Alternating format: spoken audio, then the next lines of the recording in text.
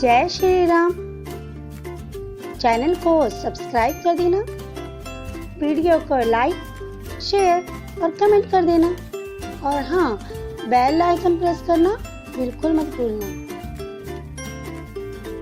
जैसा कि हम सभी जानते हैं, नवरात्रि के 9 दिन माँ दुर्गा को समर्पित हैं और नवरात्रि के 10वें दिन को हम दशहरे के रूप में मनाते हैं। दशहरा अर्थात विजयदशमी, इनसे जुड़ी अनेक कथाएं प्रचलित हैं। इसी दिन माँ दुर्गा ने नवरात्रि तथा 10 दिन के उपरांत महिषासुर को युद्ध में हराया तथा उस पर विजय प्राप्त की। इस पर्व को हम असत्य पर सत्य की विजय के रूप में भी मनाते हैं। इसी दिन श्री रामचंद्र ने रावण का वध किया था, इसलिए इसे विजयदशमी के नाम से भी जाना जाता है। दशहरा वर्ष की 3 अत्यंत शुभ तिथियों में से एक है।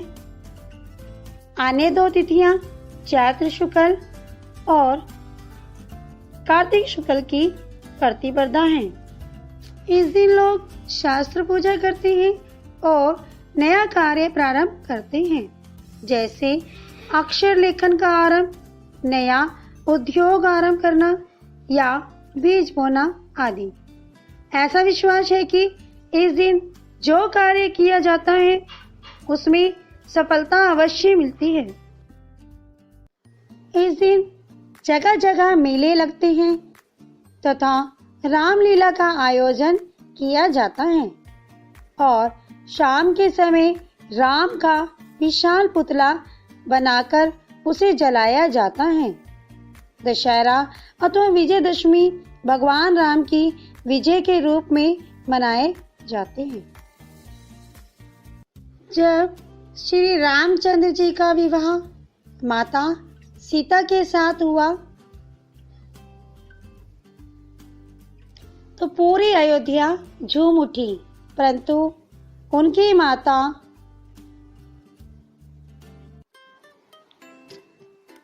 कैकेयी ने जब यह बात जानी कि राम को अयोध्या का युवराज बनाया जा रहा है, तो उन्होंने राजा दशरथ से अपने 2 वरदान मांगे, जिसमें उन्होंने राम के लिए 14 वर्ष का वनवास और भरत के लिए युवराज पद मांगा। श्री राम और माता सीता ने वनवास को स्वीकार किया और वे वनवास के लिए चल दिए। उनके साथ भ्राता लक्ष्मण भी वनवास के लिए चले गए। जब रावण ने माता सीता को देखा तो वह उनकी सुंदरता पर मोहित हो गया और उसने मन में माता सीता को अपनी रानी बनाने का विचार किया। तत्पश्चात वह एक साधु वेश में माता सीता के सामने आया और भिक्षा के गुहार करने लगा। उस समय माता सीता कुटिया में अकेली थी। रावण ने छल से माता सीता का अपहरण कर लिया। जब माता सीता ने उस रावण का असली चेहरा देखा तो वह बहुत डर गई। उन्होंने मदद के लिए गुहार लगाई। माता सीता की पुकार सुन के एक गरुड़ पक्षी उनकी सहायता करने के लिए आया, परंतु रावण ने उनके पंख काटकर उसे मृत्यु शैया पर लेटा दिया। अब वह माता सीता को अपने साथ अशोक वाटिका ले गया। वहां उसने माता सीता को राक्षसियों के बीच में छोड़ दिया।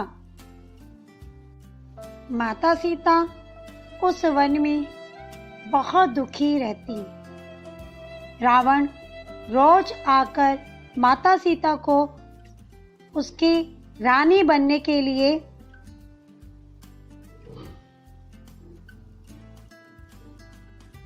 कहता, परंतु जब माता सीता मना कर देती तो वह वहां से चला जाता। उधर श्री रामचंद्र माता को ढूंढते ढूंढते हनुमान जी से मिले। हनुमान जी ने श्री राम की सहायता करने का निश्चय किया और वे श्री राम की अंगूठी लेकर अशोक वाटिका में माता सीता के पास पहुंच गए। वहां उन्होंने माता सीता का अभिवादन किया और उन्हें श्री राम की अंगूठी दिखाते हुए राम भक्त होने का परिचय दिया। उन्होंने माता सीता को आश्वासन दिया कि श्री राम जल्द ही उन्हें अशोक वाटिका से आजाद कर देंगे। अब श्री रामचंद्र और रावण के बीच भयंकर युद्ध छिड़ गया, जिसमें श्री रामचंद्र की जीत हुई और रावण श्री रामचंद्र के हाथों मारा गया। यह कथा हमें असत्य पर सत्य की विजय की याद दिलाती है।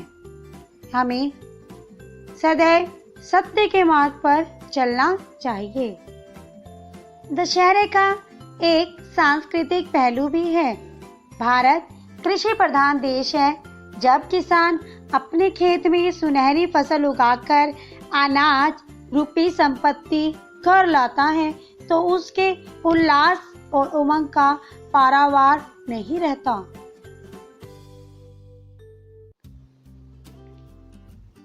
भारतवर्ष में यह पर्व विभिन्न प्रदेशों में विभिन्न प्रकार से मनाया जाता है। महाराष्ट्र में इस पर्व पर सीलंगन के नाम से सामाजिक महोत्सव के रूप में मनाया जाता है। इस दिन गांव के लोग अपनी सीमाओं को पार कर शमी पत्तों को स्वर्ण के रूप में अपने ग्राम में वापस लाते हैं। फिर उस स्वर्ण का परस्पर आदान प्रदान किया जाता है। शमी का वृक्ष इसकी विशेष महत्ता होती है। विजयदशमी के दिन भगवान रामचंद्र के लंका पर चढ़ाई करने के लिए प्रस्थान करते समय शमी वृक्ष ने भगवान की विजय का उद्घोष किया था। विजय काल में शमी पूजन इसलिए किया जाता है। शमी वृक्ष से जुड़ी एक और कथा प्रचलित है। जब दुर्योधन ने पांडवों को जुए में पराजित करके 12 वर्ष के वनवास के साथ 13 वर्ष के अज्ञातवास की शर्त दी थी, तब 13वें वर्ष यदि उनका पता लग जाए तो उन्हें पुनः 12 वर्ष का वनवास भोगना पड़ेगा। इसी अज्ञातवास में अर्जुन ने अपना धनुष एक शमी वृक्ष पर रखा था तथा स्वयं बृहन्नर देश के राजा विराट के यहाँ नौकरी कर ली थी। जब गोरक्षा के लिए विराट के पुत्र धृष्टद्युम्न ने अर्जुन को अपने साथ लिया, तब अर्जुन ने शमी वृक्ष पर से अपना हथियार उठाकर शत्रुओं पर विजय प्राप्त की थी। इसलिए विजय काल में शमी पूजन अवश्य होता है। शमी पूजन करने से विजय निश्चित हो जाती है। इस प्रकार प्रत्येक वर्ष दशमी के दिन रावण के बड़े बड़े पुतलों को जलाया जाता है, जिससे आने वाली समस्त पीढ़ियों को अच्छाई की बुराई पर जीत का पता चलता है।